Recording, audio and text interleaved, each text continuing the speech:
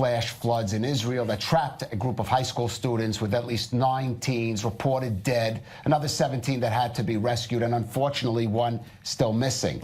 Joining us now in the studio is Jason Blankfield. He is a former member of an elite search and rescue squad in the Israeli Defense Forces. Thank you for joining us, Jason. First of all, just if you can, give us the background. What are the challenges in search and rescue in this kind of environment, this kind of severe flooding?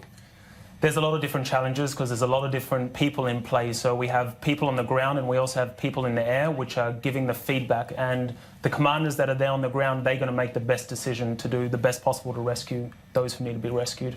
All right, I want to go much more in-depth on how to deal with those kind of challenges and what you see when you hear about those 9 students killed. But first, let's get an update from our diplomatic correspondent, Mike Wagenheim. He's at the pre-military academy, Bnei Tzion, where those students came from. Mike, what's the latest you have from there?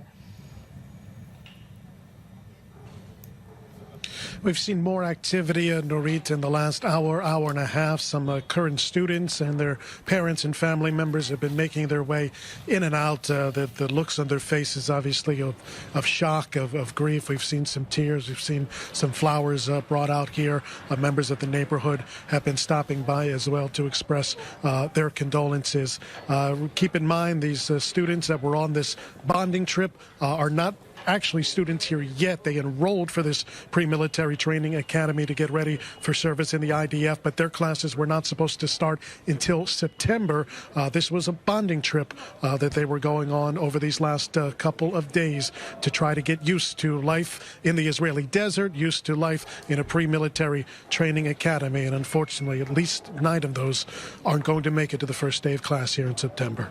And Mike, supposedly some of the students, before going out on this trip on social media, expressing their own concerns. There's going to be a lot of questions being asked about why they went out in this kind of weather.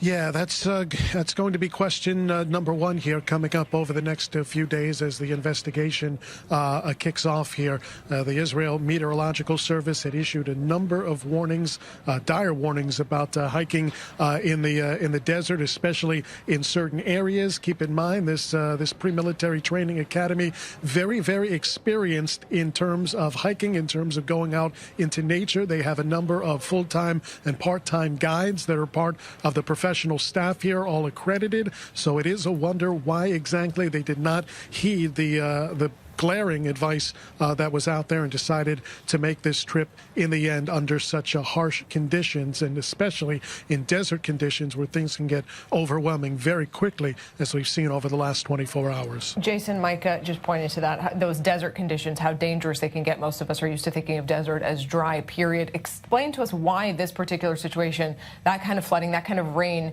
in a desert environment is so dangerous. There's a lot of different factors that are going on. Anytime that you're working with a flood, it comes with a lot of the risks that are involved with it. But our unit 669, we do a lot of training. Our training is very intense and it's very long, and we work with all different types of rescue operations from around the country in this type of situation. So the challenges are, there's a lot of dangers. For example, if we're going to do a rescue, we could take a cable from the helicopter and basically wrap something around the person and bring them up. And obviously the person rescuing, he can get caught under the water, which is an extremely dangerous situation. And also, if he gets caught underneath, then the helicopter can also be dragged with them. So there's a lot of different things that need to be taken into consideration with weather forecasts like there is. But we do everything we can to get it done safely and correctly. Now, apparently, based on the information we have, those efforts have been suspended now because of the darkness, despite what we're hearing reports of at least 1 person still missing. What goes on in that kind of decision to be made when night comes, if it's too risky to go out? From my experience, we do everything possible to get the person back or to find the person that's missing. So there will also be people on the ground that will be able to give information to the Air Force and everything like that. There's thermals that we can use to see people that are still out there, night vision, lights, whatever needs to happen. From my experience, they'll bring all the necessary equipment to keep the search going. When you see, and you heard our Mike Wagenheim reporting with the sort of already accusations flying of recklessness, when you see those images, it's hard to imagine why anybody at all, never mind a group, would go into those kinds of conditions. Does that ring true to you, recklessness? Firstly, my condolences to the people that are involved in this, to friends, to family, to anyone who's in this situation.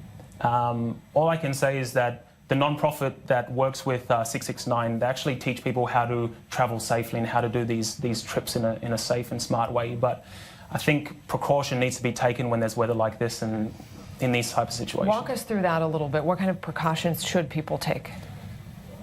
Planning. I think correct planning, and the great thing is that the workshops that the non-profit does within the unit, it really goes out to different people in different organisations and teaches them exactly the steps that they need to take and takes them step by step to what needs to happen to make sure, or to try as little as possible for this not to.